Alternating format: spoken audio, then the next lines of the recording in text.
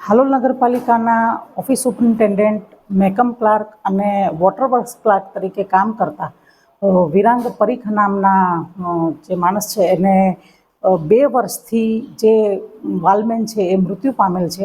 એવા વાલમેનના દર માસના બિલ બનાવી, પગાર બિલ આકારી અને નગરપાલિકાના ચીફ ઓફિસરને અંધારામાં રાખી વિશ્વાસઘાત કરી અને આવા બિલ આકાર્યા હતા.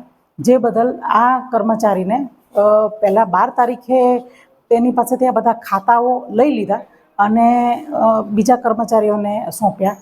તો તેમને થોડી રાજકીય દબાણ લાવી અને એ ઓર્ડર જે છે સ્થગિત કરાવ્યો.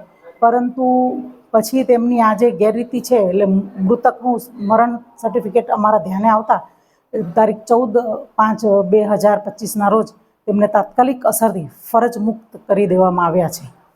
આ જે ગેરરીતિ છે એ વોટર વર્ક્સના ક્લાર્ક તરીકે વિરાંગ પરીખે વાલમેનનો પગાર, પાણીનો જે વાલમેન હોય એનો પગાર આકાર્યો અને એને ઓથેન્ટિકેટ કર્યું કે આ વાલમેન છે.